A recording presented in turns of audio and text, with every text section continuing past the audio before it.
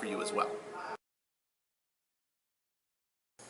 Each Titanium Plus weekend features live coverage from the event floor from our TJ Collectibles stream team.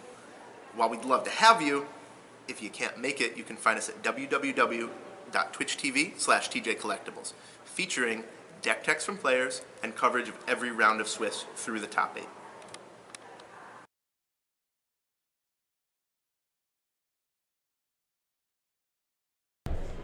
Oh. All right. Thanks for sticking with us, everybody. We are about to dive into this quarterfinal. Tom on your right, on your left, Josh on your right. Opening up with Death right where Josh wants to be. His mana base pulls in all sorts of directions here. Follows up for a lot of possible turn 2 plays. Cards like Leovold really can take over the game fast, shutting off opposing brainstorms before they have a chance to optimize their hands.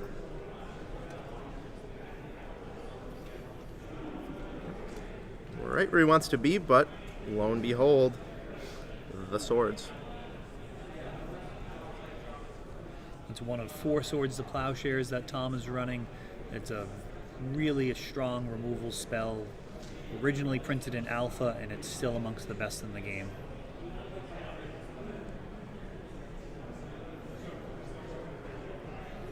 The drawback of gaining life was thought to be pretty severe. That has not turned out to be the case, and it really never has been. 21 life, really pretty close to 20 life. We've got a Stoneforge Mystic here. That is going to resolve. Wow. That is likely to get Sword of Fire and Ice and make every single threat he draws from here on out a real problem. Oh, he's actually going to go with the Batterskull.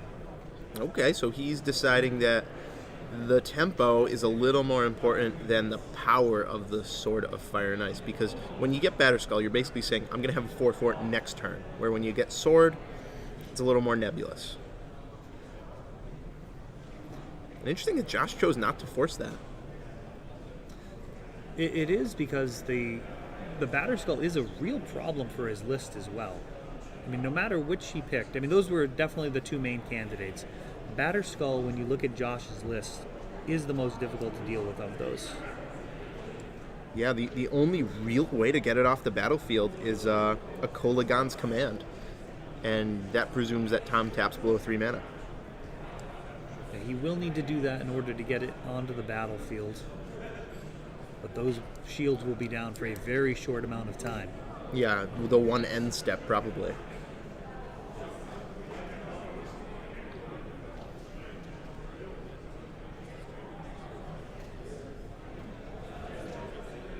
Baleful Strix, turn it into a grind. You can build that Germ token, and then it can eventually either get picked back up and then put back into the battlefield with Stoneforge Mystic, or you can just saddle up that Stoneforge. Here we go. Wow, this is main phase. Not what any shenanigans here. 4/4 lifelink. Vigilance. Now, have they seen each other's deck lists here? They haven't. Unlike the Titanium Plus that happened yesterday and this morning, these players have not gotten the opportunity to review each other's deck lists, mostly because they didn't have that overnight to rewatch the stream and learn exactly what their opponents were sideboarding, playing, the configurations of their deck. They should mostly be in the dark here. Here's our Leovold. Now, one reason to push out that Batterskull when he did is to play around opposing Vendilion clicks. It's particularly devastating when you go to activate Stoneforge and they click the card out of your hand. You may not have a piece of equipment to put in. You're certainly not going to have your best piece of equipment. Sure. Him to Torok here.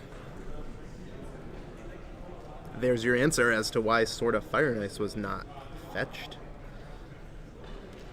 All right. One of the most fun parts of a game of Magic. Rolling to see what the him hits.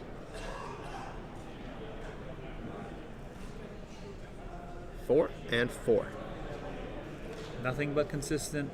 And we've got a Deathrite and a Stoneforge Mystic, a pair of 1/2s. Their real power really not illustrated by their stats. Now, if you're new to the format of Legacy or you haven't played for a while, like myself, you might be confused why Leovold is so good. Now, it has 2 abilities, one of which is easy to remember, that says when the opponent targets you or a permanent you control, like with Wasteland or Hymn to Torok, you draw a card. The second part people forget about sometimes, that opponents can't draw more than 1 card a turn. So if this Sword of Fireness connects, its draw a card ability will not work. Pro Blue ensures that it comes through, and now he gets to do 2 damage to something. Likely the Baleful Strix. I mean, it's nice to get it off the board, but maybe he just doesn't care about it and is going to try and close this out as quick as possible. This is a decision. That is a scary card, huh? That Germ token, that 0/0 Germ token, is a 6/6 Vigilance Lifelink Pro Blue, Pro Red. When it hits them, you draw a card and shock something.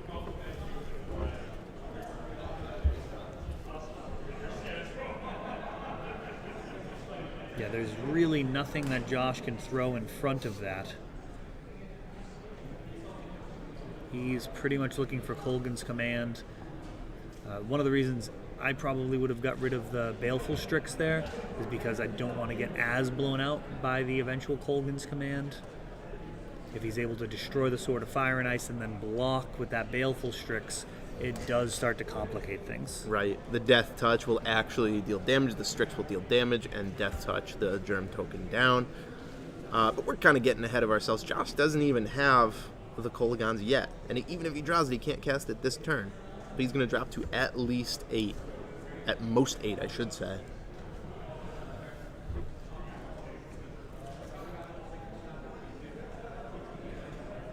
Yeah, he is going to need to draw it, or this will not be much of a game. There's no way of pushing back on the ground with that Vigilance Germ token.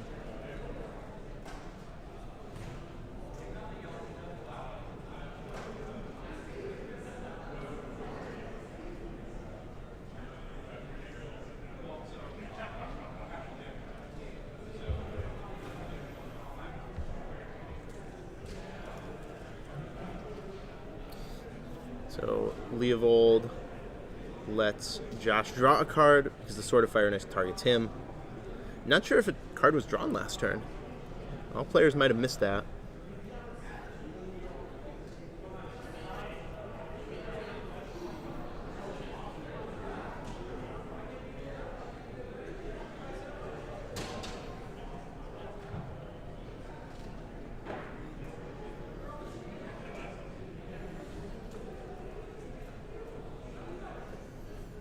So Josh thinks on the end step, he's wondering, gosh, do I crack this fetch land, up my chances? Do I deploy the Snapcaster for a beater?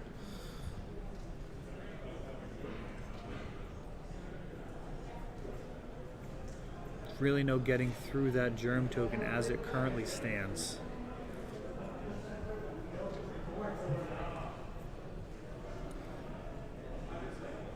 So Wasteland targets Bayou, but Leovold draws a card before it goes. In terms of cards that might buy some time, Abrupt Decay could definitely make a difference. Kolgan's Command. Engineered Explosives could get rid of the Germ pretty effectively, but still leave some equipment on board.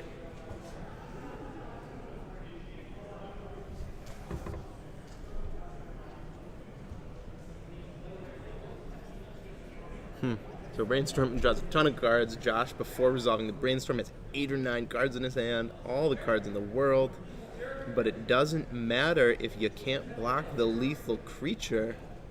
I don't think he has a way out of this here. I might be wrong. But all I see is an 8 damage swing coming at him.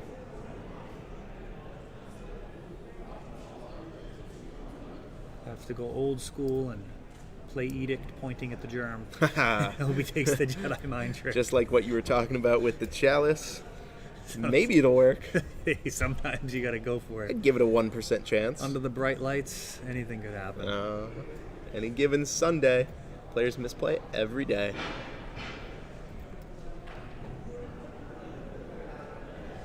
is a very grim situation. Players are fighting for their share of the cash. First place will get $600. Both of these players wish that.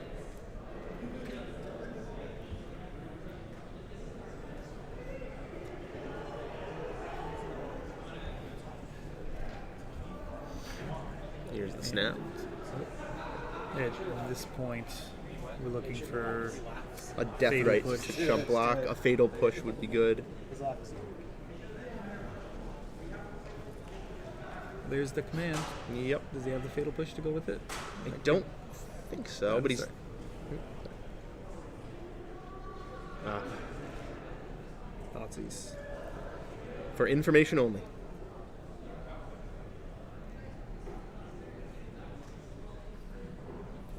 No information for you. You We're gonna fight over this. You've given me information already.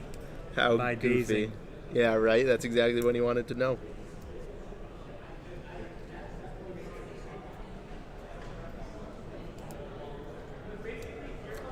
And there's the scoop. Smiley keeps on smiling, wins game 1. Congratulations to him. He's already up a game into our quarterfinals. Josh Cicio, though, a man that knows adversity, he's not going to give up. He had to X1 into this top 8. He's first seed. The man is in the Air Force. I don't think he's going to give up because of one game. Good player, resilient player. I've known Josh a long time. Part of the old school crew, the Lucas Glavin crew. And his sideboard is prepared for this matchup. He does have some Pyroblast. He has a lot of options. Cards like Pithing Needle can shut down Deathrite Shaman, Stoneforge, any of the equipment. Thoughtseize, Diabolic Edict. He can play this however he wants, attacking the hand, attacking the board. It really depends on what he's seen from Tom and how he thinks Tom is going to be playing these next 2 games. And out of Tom's sideboard, he does have a lot of bears. None of them are particularly strong in this matchup, aside from, I suppose, the Click, if we're going to consider that. That could certainly come in. Zealous Persecution has the ability to swing things in different directions, get rid of Baleful Strixes and Snapcasters while pumping your own team. So that could see some play. I feel like if you're actually going to sleeve that card up, you probably bring it in at every conceivable chance. And then Thoughtseize is also a strong card in the matchup. In general, you just don't want to be getting 2 for 1, so Force is a type of card that comes out a lot. Though when you're running Jace the Mind Sculptor, sometimes you're going to be leaving that in so you can just get really far ahead as you recoup the card advantage. On Tom's side, I really think the Gideon plan, you're not as concerned about that. You're probably just looking to trade 1 for 1 where you can and just have the better threats and answers. Yeah, now, how about this Surgical Extraction? Tom has 2 in his sideboard. When your opponent's running Snapcaster Mage, it can't be the worst thing in the world. I think because the decks are running Deathrite Shaman, it's unlikely that you'll need to take that extra step. I think Deathrite probably does enough to kind of neuter that. And also, given the strength of Josh's Singleton strategy, it could be kind of half countering a Snapcaster at that point. If he is targeting a card that he only has 1 or 2 of, it's not going to cripple the entire deck, along the lines of hitting, say, a Brainstorm from the opener. That could have a long-term impact on the game, but it's likely not worth going down a card. That would be my expectation. We'll see if they agree with that assessment with how they board. Right. Now, only other thing I think about for Tom Smiley, Meddling Mage, naming him to Torok. It's okay. Meddling Mage, naming Jace the Mind Sculptor, it's okay. It's fine-ish. It's certainly not why it's in there, but as pointed out earlier when we're talking about Death and Taxes, they're suiting up 3-mana 1/1s with Sword of Fire and Ice, and they're winning games. So Tom may actually want to increase the threat density by bringing in some of those bears that are not necessarily that great, just so they're all live cards that can interact with his Mizawa's Jite, Sword of Fire and Ice, or even pick up a Batter Skull and start crashing in for 6 with Vigilance. Right. So really, both players could side in almost any card in their sideboard here. That's kind of the beauty of these 3 and 4 color mid-range decks, is that all their cards are just so solid. Now, when I was playing at my most competitive, the way I would approach the matchups is I would figure out what metagame I was expecting, which decks I was actually concerned about, and then I would build my sideboard toward those decks based off of what cards I wanted to board out. So when you're taking a look at being able to board out 4 cards or 6 cards or 3 cards, that makes a huge difference. So a point that would kind of crystallize that is, let's say that you've got 4 cards that you can take out of your deck that you know are terrible versus Dredge. Right. Well, then Leyline of the Void could be a very solid choice there. However, if you look at it and there's only 3 cards that you know you're definitely going to want to cut, then maybe you want to look at something that makes an impact when you only have 2 or 3 copies of it. And I think that's kind of my approach in general when I'm really trying to tune a list, is figure out what's actually going to be coming out and then figure out from there what makes the most impact with those number of available slots. Where I don't think you want to be is kind of making these kind of marginal trade-offs where this card might be a little better, maybe if, and then they sideboard and maybe the card that you were kind of hedging against isn't even in there anymore. I like the sideboard cards to be absolutely devastating when they come in. Right. And when I draw them, I want to be winning the game. Deathrite Shaman early from Tom again. Not much follow-up yet. We've got Pyroblast on the side for Josh, which will stop anything too broken from happening. I'm sure he's hoping to be able to snatch maybe a True Name Nemesis or a Leovold when they're on the stack with that, and really get a mana advantage and the tempo advantage. We've got a Baleful Strix, leaving Misty Rainforest open, so he's keeping that Pyroblast online, but not protected from Daze. Right. And it's going to be interesting to see how Josh plays around Daze in these in this matchup here, because a lot of players will side Daze out once their opponent knows about it, saying, well, if he's going to play around it anyway, I might as well side it out. Not sure what Tom's done. We'll find out. And while all the fetching, what does 3 or 4 mana mean on this board? Could it be the Gideon? Well, that would be exciting, because I have not seen him in action on his side of the board yet. But we've got the Leovold. Interestingly, leaving a white mana open instead of the Deathrite, using those resources.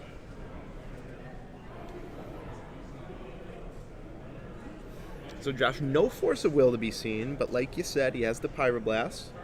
So if he does want to fight over it right now, he can. Jace the Mind Sculptor peeking out of his hand, so that's the ultimate prize for him. If he can resolve a Jace, things are looking good. But first is the Leovold. Decision point of this game. I feel like in his shoes, I'm throwing a Pyroblast at that Leovold, and then I'm ripping a land and playing a Jace. That's where you want to be. Just completely open yourself to Daze. Sometimes you got to do it. You can't let the Daze player just dictate your entire game. Sometimes you just have to get dazed. Well, if they don't daze the Pyroblast, it's extremely likely that your Jace is going to resolve. Yes. And we've got a similar card in Flusterstorm. Now that that's resolved, Baleful Strix may be at its finest if it's able to protect Jace for a little bit. It may be... I'm going to go ahead and check the Oracle text there and make certain. Leovold's such an MVP. Mind Sculptor comes down. It cannot Brainstorm. Well, it can, but the Leovold will, of course, prevent that card from drawing anything, so he'll face it himself, putting it on the bottom. He scryed 1 with that Jace. It's on 5, going to be really hard to take down. Tom Smiley has no direct way right now to take it down with 1 card. That's going to knock it down pretty fast. Josh's plan there of Fate Sealing himself, increasing the card quality, and then using Jace's ultimate once he's tipped up all the way, really just got knocked down.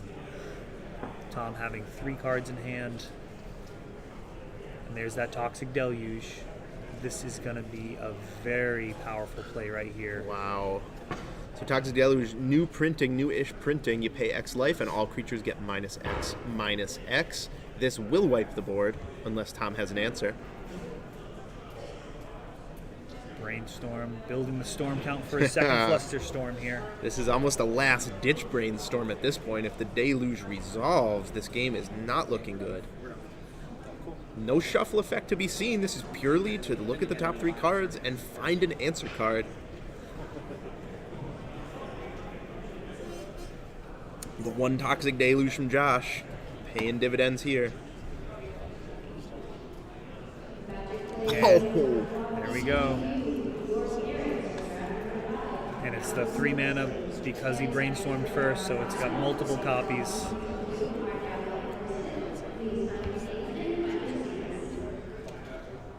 Wow. So good. It's Tom Smiley's weekend. Josh looking at that Hymn to Torok in his hand, probably regretting not firing it off. Depending on how many Force of Wills are in Tom's 60 cards presenting for this game, that could have been the only card that Tom Smiley could have drawn. If he sided out all his Force of Wills, it was the only card. If he kept them all in, it's 1 of 5. But the game's not over. Him very much less exciting now. Of course, Tom would be able to draw a card first, and then he'd have to discard 2.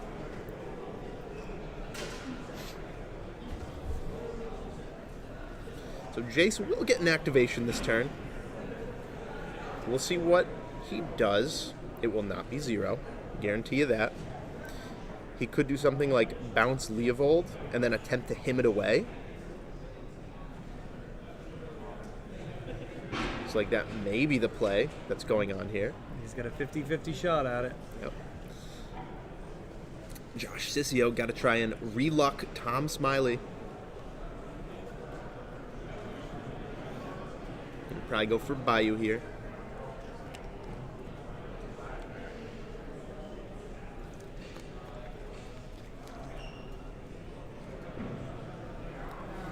Now we will see, do the magic gods favor Josh?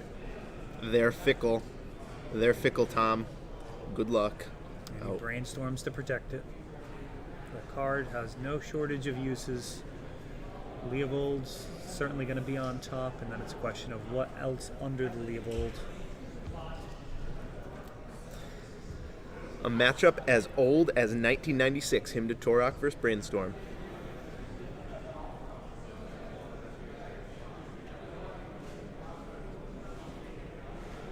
2, 3, 4, 5, 6. 1, 2.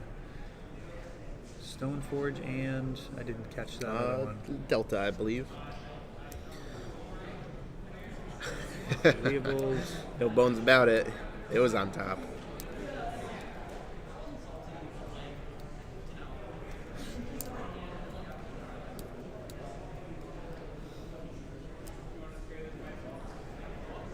Well, Josh does have an answer. It's not a great answer in Snapcaster for Pyroblast, but it will get the Leovold off the board at least for a minute.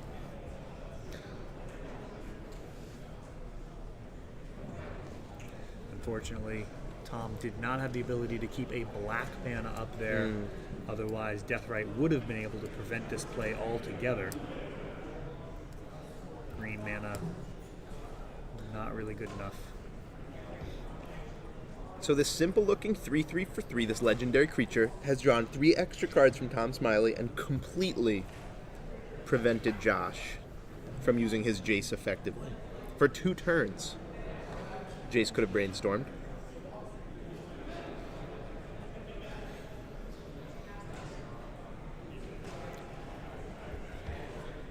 True name comes down. And Thoughtseize a little late to the party here.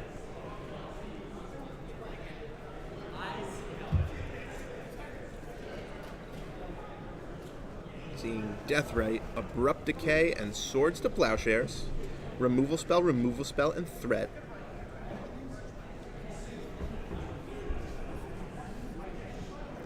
I'd imagine he's going to end up going with the Deathrite Shaman. He's really got to stop the bleeding here. He's down to 13. He can't really protect that Snapcaster anyways. And he's really not that upset if it goes. Oh, he took the Abrupt Decay. Now that's the last card I would have taken, actually, because if he can get the Snapcaster into the graveyard, he can do something like return Snapcaster with one mode of Kolaghan's Command, and then replay Toxic Deluge. But the question is, how will he get Snapcaster into the graveyard?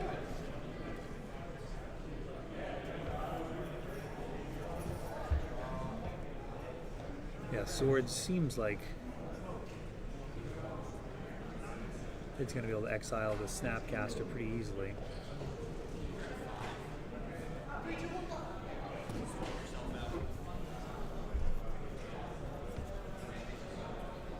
It's a very interesting line. Let's see if it pays off. Pithing Needle to stop the Deathrite Shaman. Yep. Step one.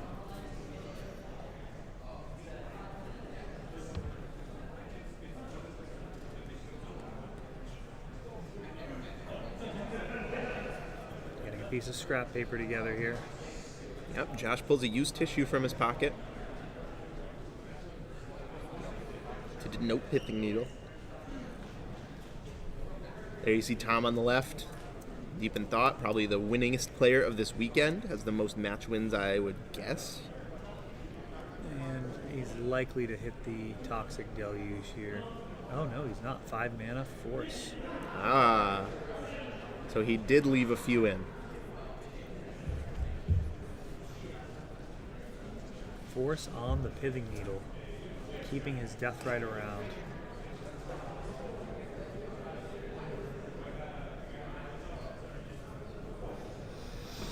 Tom Smiley 2 untaps away from winning this game because the True Name cannot be blocked and the Deathrite circumvents the attack phase unless Josh Cicio can do something about it. I suppose Kolaghan's deals with Deathrite.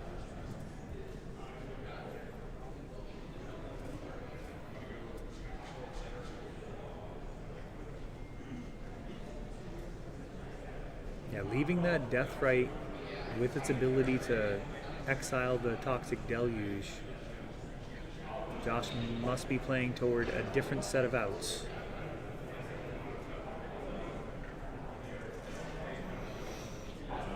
On top, he sees, I think, a Hymn and a Strix. Neither one of these can interact with the True Name. True Name, of course, a 3/1 for 3. Protection from target player. Means can't be blocked, can't be dealt damage, can't be targeted.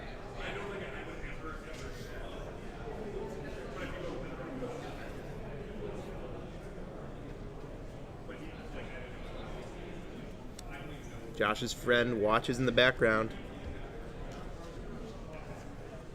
pulling for his buddy, but it's going to be hard. Well, when you ponder, they're either good enough or they're not, and those were certainly not good enough. And Legacy, when they keep those 3, they either made an error or things are about to get very bad for you.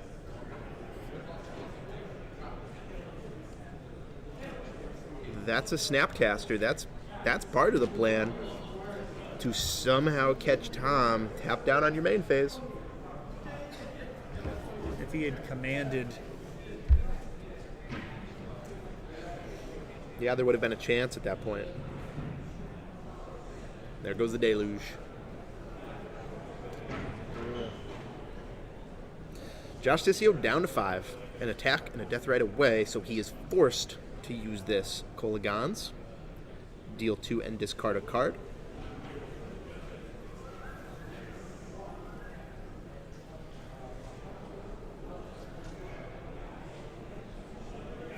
Swords down. discarding Swords. Snapcaster not really having much of an impact on the game here. Josh down to 2.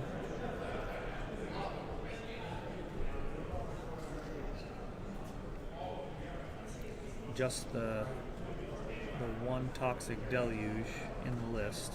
Engineered Explosives would be pretty good, and second white source. Could it be the Ally of Zendikar for the nail in the coffin? Oh, with a Batterskull. Batterskull, get that germ token on there. Leaving Josh drawing dead. I don't believe he has any outs. He could kill Batterskull with snap Kolagons, but that does nothing. 3-1, still going to rumble in for victory. Unless something crazy happens here.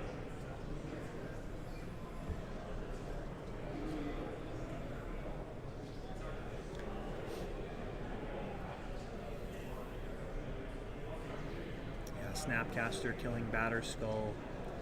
Moral victory at best. Brainstorming instead.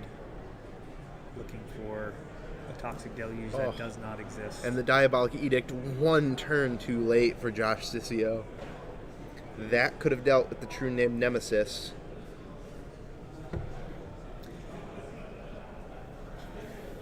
I mean, I think you actually keep Diabolic Edict here. It's the only thing that looks like an out if he does saddle up the True Name with the Batterskull just for kicks. There are no actual outs from here, I don't believe. No, Engineer Explosives doesn't do it.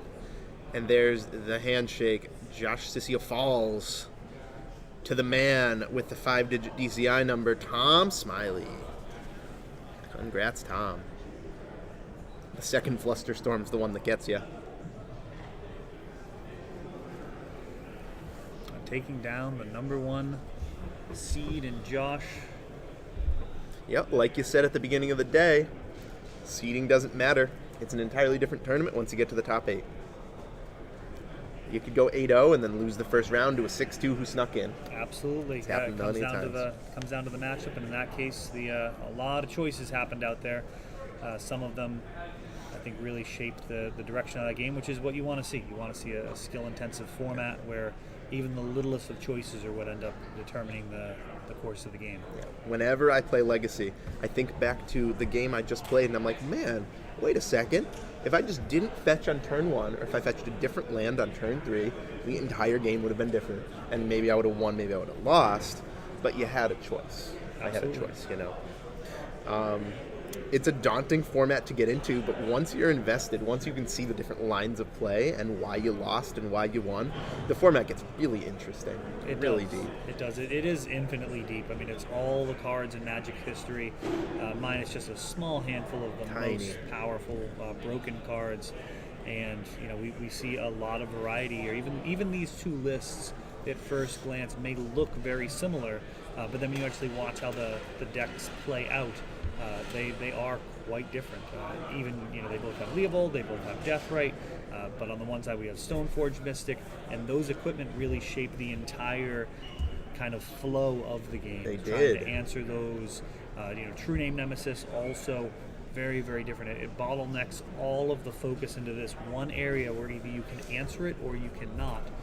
And you know, the fun thing about Legacy is with a card like True Name is you actually at least have multiple draws toward those outs. Right. It's not just boom, game over. In the case of True Name, it was, I mean, how many live draws did Josh have there? Quite right few. down to the very end where he was pondering.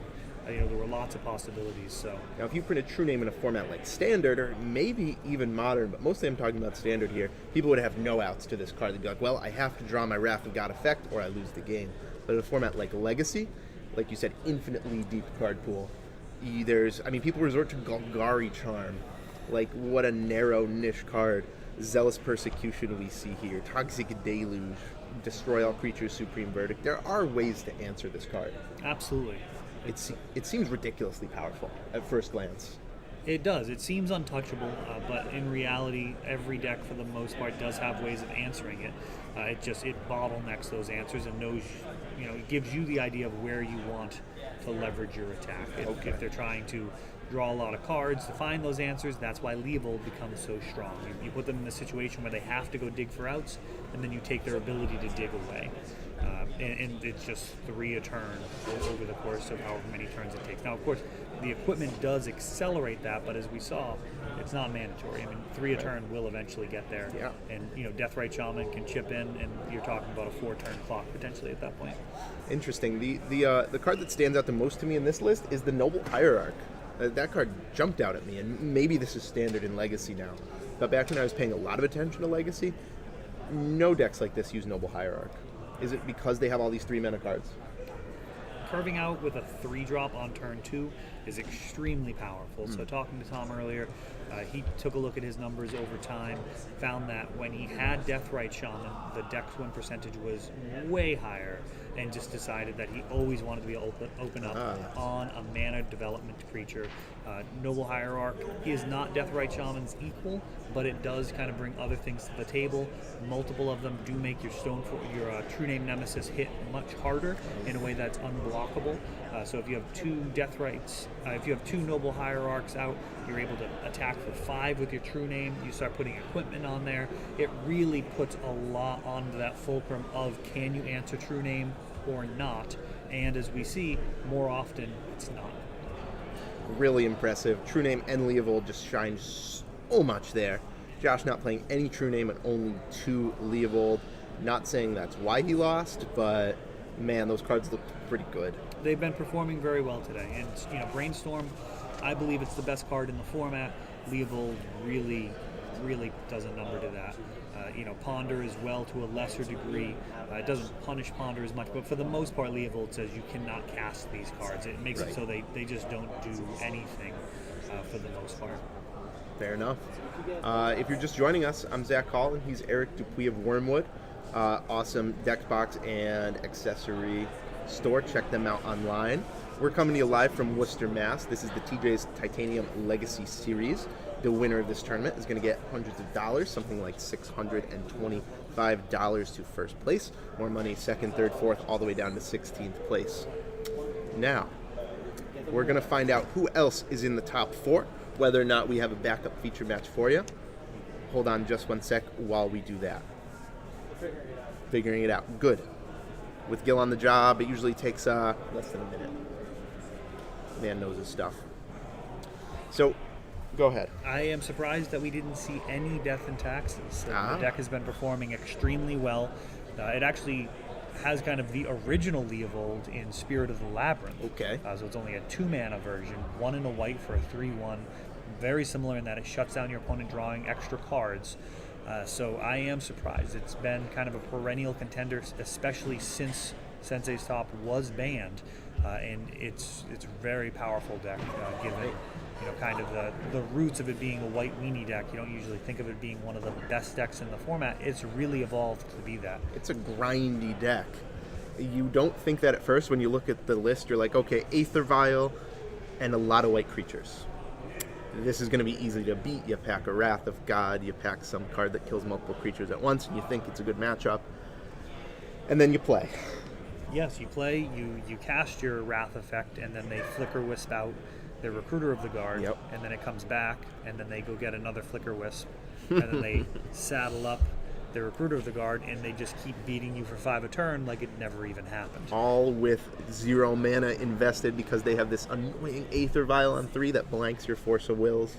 Yeah, it's very, very powerful, and I am surprised that it didn't make it. But New England does tend to be the home of blue mages. A lot of the time people feel like blue allows them the most ability to kind of exercise their skill in the format, and I don't disagree. I think Death and Taxes does give an upside to stronger players, but nothing really leverages that as much as Brainstorm and Force of Will. The people who have the most hours invested very often move toward those strategies just because the decisions are so impactful. You get tired of losing to certain strategies too, and you're like, man, the only way I could stop this is Force of Will. Yes, that's very true. Force of Will is the safety net, is kind of the glue to the format. It does keep people honest. It goes both ways. People play Force of Will so they don't lose to random glass cannon shenanigans, and then it also gives people pause to think about bringing decks like that to tournaments. Right. Without its presence, I think you'd see a lot more of these turn 1 wins. Decks that wouldn't necessarily even be good, but have the potential to randomly win. I mean, it could win 40% of the time on turn 1. People will still play it. Yeah, and like rarely win a match. Like, it would still be something that people would be excited to sleeve up and just splash around with. And it's just a little less fun if you play a very fragile deck that just automatically loses to that Force of Will on turn 1. What world we would live in if Force of Will didn't exist? That would be No format I'd really want to play. No Eternal format, anyway. Well, we'll give Modern, 5-6 more years, and we'll see. We'll see, because it doesn't have Force, but the card pool does just keep getting bigger and bigger. So, as we saw that Cheerios deck, I mean, who knows how many more printings it'll take, but that deck